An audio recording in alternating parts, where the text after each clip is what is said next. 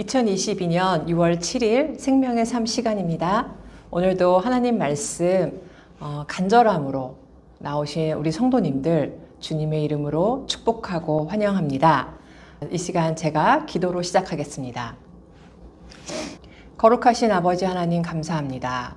오늘 이 시간을 허락하신 것도 주님의 은혜임을 저희들 고백합니다. 이 시간 주님의 은혜로 이 자리에서 주의 말씀을 듣겠습니다.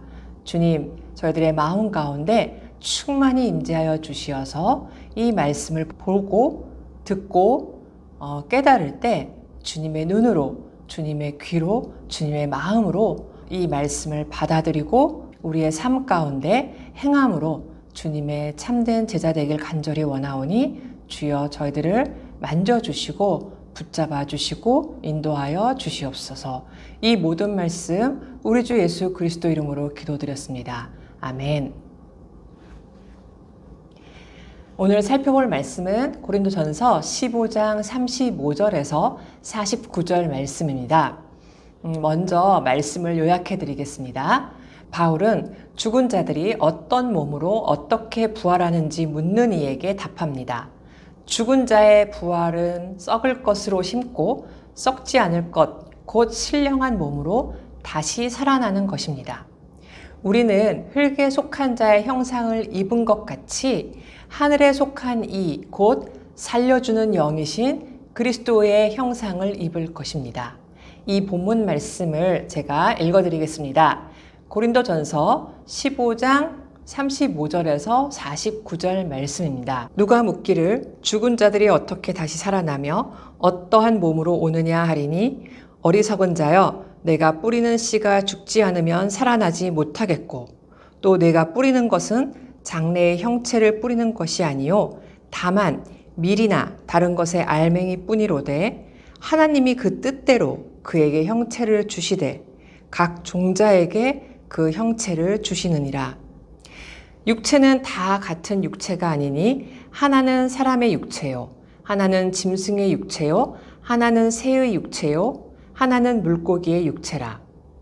하늘에 속한 형체도 있고 땅에 속한 형체도 있으나 하늘에 속한 것의 영광이 따로 있고 땅에 속한 것의 영광이 따로 있으니 해의 영광이 다르고 달의 영광이 다르며 별의 영광도 다른데 별과 별의 영광이 다르도다. 죽은 자의 부활도 그와 같으니 썩을 것으로 심고 썩지 아니할 것으로 다시 살아나며 욕된 것으로 심고 영광스러운 것으로 다시 살아나며 약한 것으로 심고 강한 것으로 다시 살아나며 육의 몸으로 심고 신령한 몸으로 다시 살아나나니 육의 몸이 있은즉 또 영의 몸도 있느니라. 기록된 바 첫사람 아담은 생명이 되었다 함과 같이 마지막 아담은 살려주는 영이 되었나니 그러나 먼저는 신령한 사람이 아니요 육의 사람이요 그 다음에 신령한 사람이니라. 첫사람은 땅에서 났으니 흙에 속한 자이거니와 둘째 사람은 하늘에서 나셨느니라. 무릇 흙에 속한 자들은 저 흙에 속한 자와 같고 무릇 하늘에 속한 자들은 저 하늘에 속한 이와 같으니 우리가 흙에 속한 자의 형상을 입은 것 같이 또한 하늘에 속한 이의 형상을 입으리라. 아멘. 어제 본문까지 바울의 관심은 고린도 교회 안에서 죽은 자의 부활을 부인하는 사람들을 반박하는 것이었습니다. 그리고 이제 오늘 본문에서는 몸이라는 낱말을 등장시킵니다. 오늘 본문은 죽은 자들이 어떻게 다시 살아나며 어떠한 몸으로 오느냐라는 질문으로 시작합니다. 이 질문은 우리 모두가 궁금해했던 질문이기도 하죠. 그리고 이어서 먼저 바울은 영적인 몸과 관련한 개념을 씨들의 비유를 통해 준비합니다. 이 씨들에 대한 비유는 미래의 몸과 현재의 몸 사이에 참된 연속성과 그 변화의 실제를 보여줍니다. 그리고 후반부에 이 방법으로 심겨지고 다른 방법으로 살아나는 것과 새로운 조건에 부합해 변화된 몸이라는 두 가지 주제를 앞서 언급한 아담과 그리스도의 비유를 통해 더 설명합니다. 즉, 신자들이 첫사람 아담의 지상적 몸, 육의 몸을 공유했던 것처럼 그들은 또한 두 번째 사람 예수 그리스도의 천상적 몸, 신령한 몸을 입게 될 것입니다. 오늘 본문을 다시 차근차근 살펴보면 죽은 자들이 어떻게 다시 사는가 라는 질문에 36절부터 38절에서 씨앗을 파종하는 경우를 예로 듭니다. 씨앗이 새로운 열매를 맺기 위해 땅에 떨어져 죽어야 하듯이 사람의 몸 역시 죽음을 거쳐 부활할 것입니다. 씨앗이 열매를 맺는 일이 하나님의 역사로 가능하다면 창조주 하나님의 역사로 죽은 몸의 부활 역시 가능한 사실이며 진리입니다. 우리 몸이 죽어 땅에서 썩어 먼지가 되어도 하나님은 그것을 불러 완전한 형체로 만들어 내실 것입니다. 그리고 이제 39절부터 바울은 죽은 자들이 어떤 몸을 입는가 라는 질문에 답을 합니다. 이 세상에는 사람, 새, 물고기 등 다양한 육체가 있고 그 육체들은 다시 하늘에 속한 육체들과 땅에 속한 육체들로 나뉩니다. 각 육체는 가장 적합한 환경에서 창조주 하나님의 영광을 드러냅니다. 이처럼 우리는 장차 하나님을 영화롭게 하기에 적합한 부활의 육체를 입을 것입니다. 우리는 그날이 이르기까지 이 소망과 기대에 합당한 삶을 살아야 하는 것입니다. 바울은 육의 몸이 씨앗으로 심겨 신령한 몸의 열매로 다시 살아나리라고 또한 다양하게 설명합니다. 먼저 썩을 것으로 심지만 썩지 않을 것으로 살아나고, 욕된 것이 영광스러운 것으로, 약한 것이 강한 것으로, 육적인 몸이 영적인 몸으로 살아날 것입니다.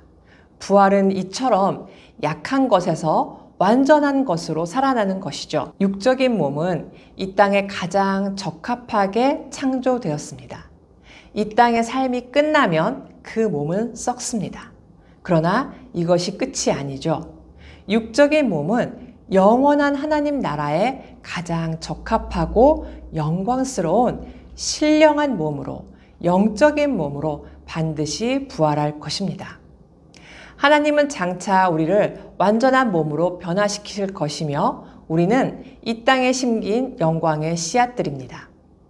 바울은 이제 45절부터 아담과 그리스도를 대조하며 부활을 설명합니다. 창세기 2장 7절에서 아담은 살아있는 몸, 즉 생명이 되었다라고 합니다. 하지만 부활하신 마지막 아담 예수 그리스도께서는 살려주는 영적인 몸이 되셨습니다. 예수님은 첫 아담과 달리 죄를 짓지도 죽음에 패배하지도 않으셨습니다. 그분은 하나님이 원래 의도하신 인간의 참된 모습을 보여주셨습니다. 우리는 주님과 같이 영적이고 완전한 몸으로 부활할 것입니다. 그 부활을 확신하며 우리 주님만을 의지하시기 바랍니다. 이제 47절에서 바울은 흙에 속한 아담과 하늘에 속한 예수님을 대조합니다. 예수님은 하늘에서 나셨고 하늘에 영광스러운 보좌가 있습니다. 우리는 첫사람 아담 안에서 흙에 속한 사람들이지만 부활 이후에 마지막 아담 예수 그리스도와 같이 하늘에 속한 자들이 됩니다. 부활 이전에는 흙에 속한 자의 형상을 입지만 부활 이후에는 하늘에 속하신 예수 그리스도의 형상을 입습니다. 우리는 장차 그리스도와 같은 신령한 몸을 입어 하나님 나라에서 영원히 살 것입니다.